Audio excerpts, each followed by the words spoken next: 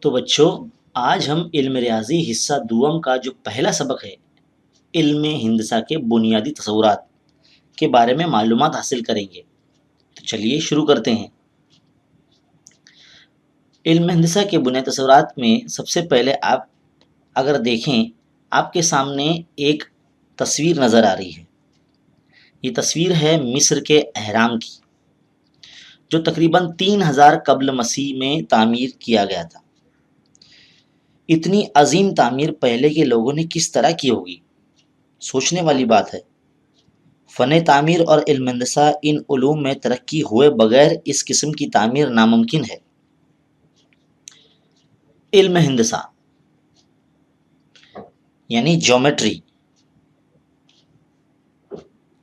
اس کے نام سے ہی علم کی ابتدا سمجھ میں آ جاتی ہے۔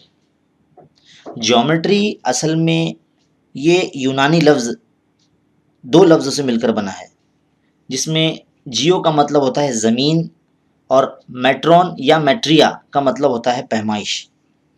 اس بنا پر زمین کی پیمائش کی ضرورت محسوس ہونے سے اس مضمون کی ابتدا ہوئی، ایسا قیاس لگایا جاتا ہے۔ کئی ممالک میں علم ہندسہ کی ترقی مختلف زمانوں اور مختلف تعمیر کے لیے ہوئی ہے۔ ایسی کہانی بہت مشہور ہے کہ تھیلس قدیم یونانی ریاضی داں مصر میں جا کر اہرام کے سائے کی لمبائی ناپ کر متشابہ مثلثوں کی خصوصیات کا استعمال کر کے اہرام کی اونچائی معلوم کی تھی۔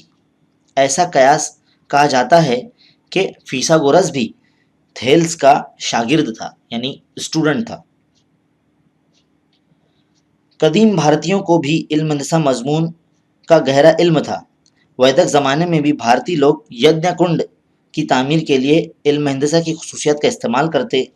دھاگے کی مدد سے کسی طرح ناپا جاتا ہے اور مختلف شکل کس طرح بنائی جاتی ہے، اس کی بات کا ذکر شلوستر کتاب میں ملتا ہے۔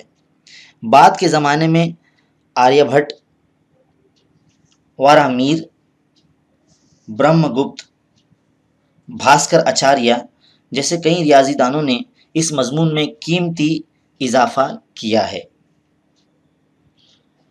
علم ہندسہ کے بنیادی تصورات میں سب سے پہلی جو چیز، جس طرح ہم عادات کی تعریف نہیں کر سکتے ہیں، اسی طرح ہم ان تین چیز جیسے کہ نقطہ، خط اور مستوی کے بارے میں ہم بیان نہیں کر سکتے۔ یہ علم ہندسہ کے بنیادی تصورات ہے۔ خط اور مستوی نکات کے سیٹ ہے۔